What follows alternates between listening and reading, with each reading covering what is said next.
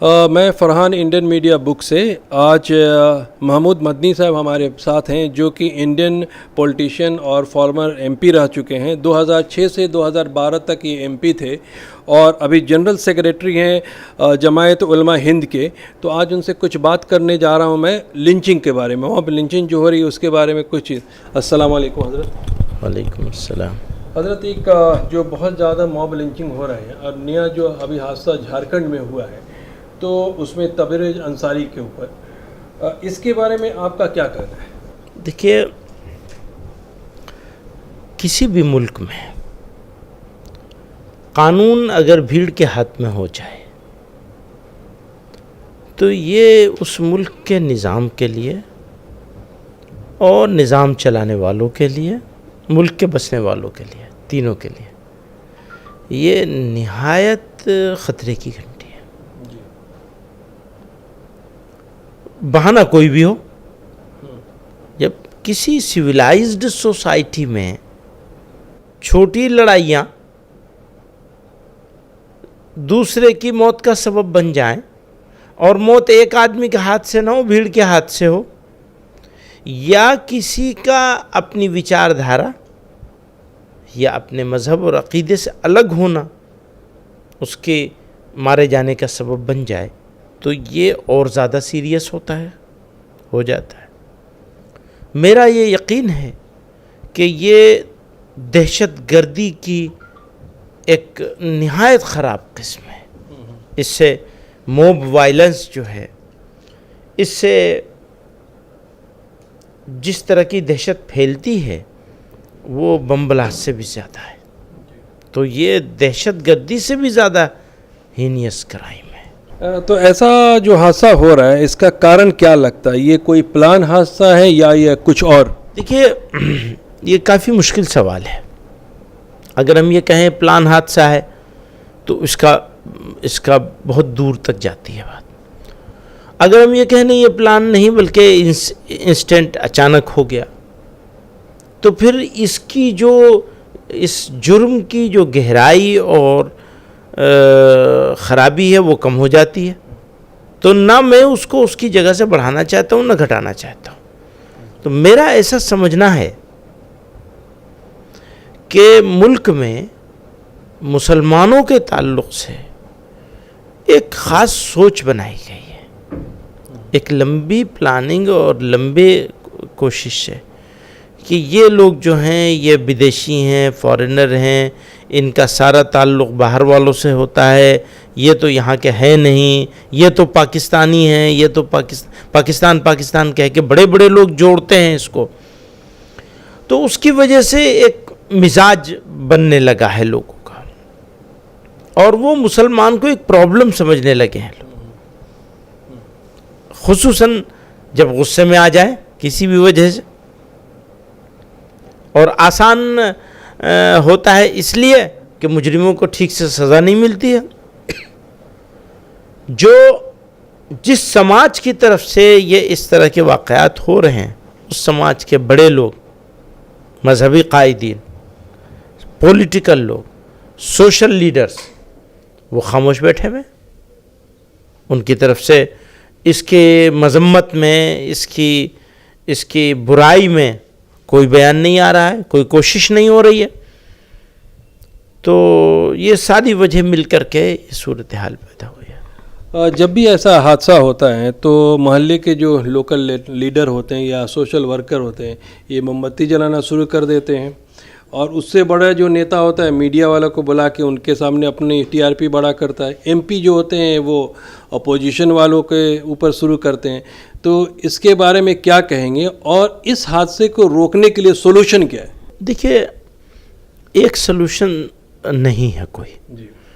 ایک multiple effort کرنی ہوگی ملٹیپل لوگوں کو. نمبر 1, قانون اور انصاف, اس کو یقینی بنایا جائے. لا اینڈ آرڈر مینٹین کرنے والی ایجنسیوں کو اس کے لیے ذمہ دار قرار دیا جائے قانون کے ذریعے سے, کہ اگر ایسا ہوگا تو تمہیں ذمہ دار مانا جائے گا. اور حکمرانوں کو, موجودہ زمانے کے حکمرانوں کو دو ٹوک اور کلیئر الفاظ میں یہ واضح کرنا ہوگا زبان سے نہیں صرف ایکشن سے بھی کہ بھئی ہم اس کے ساتھ نہیں ہیں اور اس کو ہرگز برداشت نہیں کریں گے. ابھی تو میسج یہ ہے کہ یہ ان کے ساتھ ہیں. پرابلم یہ آ رہی ہے نا, تو اس لیے ایک ملٹیپل ایفرٹ ہوگی جس کے ذریعے سے اس کو کنٹرول کیا جا سکتا ہے.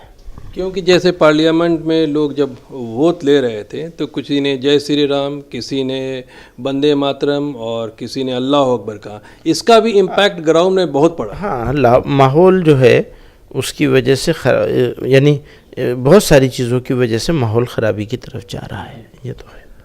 ایک ویڈیو آپ نے دیکھا ہو یا پھر میں دکھاتا ہوں. ایک اسی جھارکھنڈ کے سلسلے میں ایک مولانا صاحب نے ایک بیان دیا ہے, اس کے بارے میں آپ کا کیا؟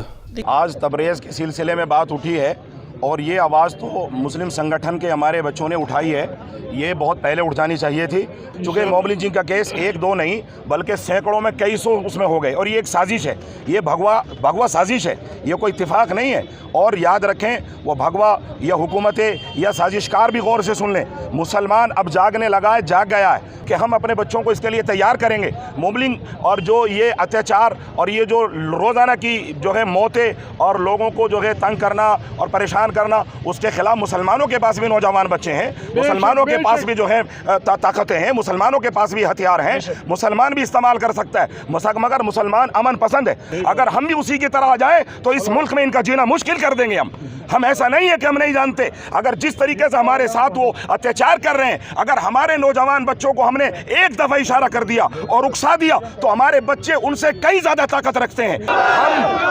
ہم موت کو گلے لگانے والی قوم ہے. وہ بزدل لوگ ہیں کہ اکلے نہتے ایک کے دکھے آدمی کو پکڑتے ہیں اور کھمبوں سے باندھ دیتے ہیں. ایسے تو جانور بھی نہیں مارتا, جانور پر بھی لوگ رحم کھا لیتے ہیں.